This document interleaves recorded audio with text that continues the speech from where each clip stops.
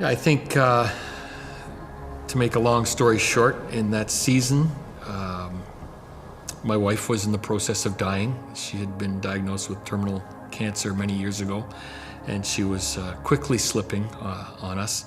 I was exhausted from about 10 years of that battle, that journey at that time.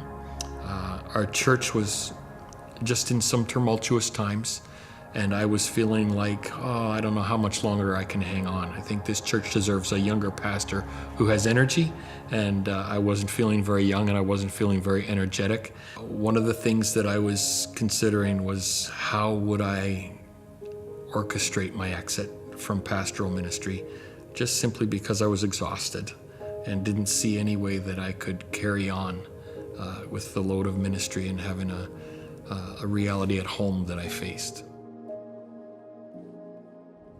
I went to Winnipeg for another event. As I was getting ready to leave Toronto, I remembered that there was, Steinbeck's not far from Winnipeg. I should check and see when that next Church Renewal weekend is. And sure enough, it was that weekend that I was going to be in Winnipeg when my flight was done, and got online and booked a hotel room and rented a car and changed my flights and ended up staying the extra day so that I could come down and take in the prayer summit there at Southland in the evening.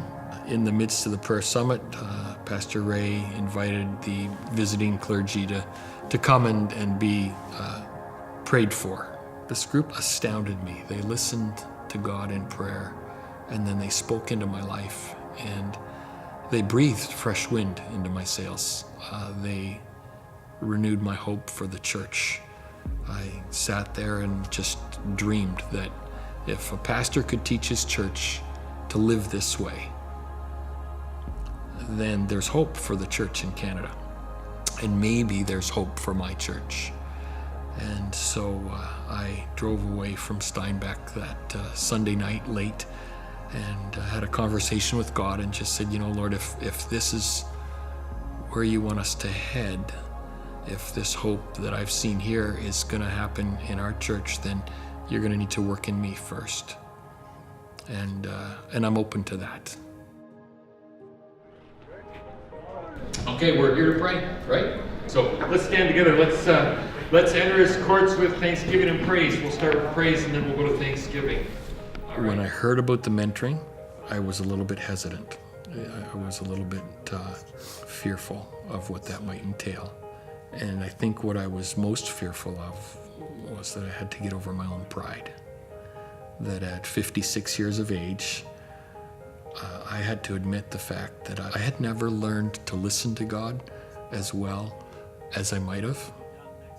And bigger than that, as a result, I had never led my people in hearing God as they might. And that was a pretty big thing for me to face and to confess. I think one of the things that I'm starting to see that excites me is I'm starting to see our people as they learn to hear God in prayer. And they're actually hearing him. And then they come and they tell me what God is saying. And there's no greater exhilaration for me than to know that I've helped someone not rely on me, but tap in directly to the one whom I rely on.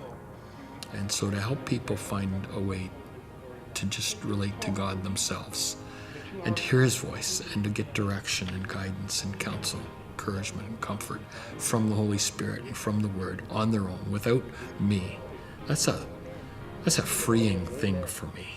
Then I don't have to carry that load of their lives. It makes it way easier to be a pastor when Jesus can carry their load.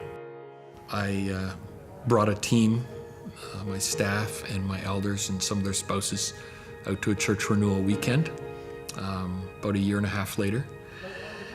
And that team and I experienced the church renewal weekend, and since then God has been renewing us as a team. He's been renewing us as a team. We're different than we were.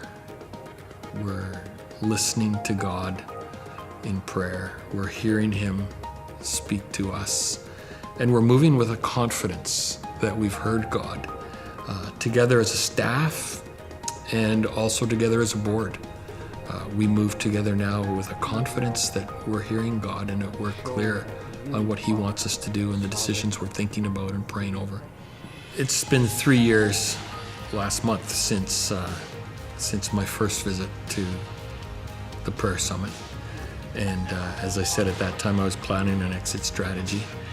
And now I'm not planning an exit strategy. That doesn't exist anymore. I figure at 56 years of age, I got 10 or 15 years more tread left on these tires, and I'm going to just go all out as long as I can, as long as God enables me. The story on Pam has been an ever-evolving story. When she was diagnosed with multiple myeloma 12 and a half years ago, the average lifespan then was 3 to 5 years. We were informed 6 weeks ago that after 12 and a half years in this journey, Pam is in full remission. So we're grateful for that. And people have asked me before, what has Church Renewal done for our church? And my response is, it's not what it's done for the church, it's what Church Renewal has done for me.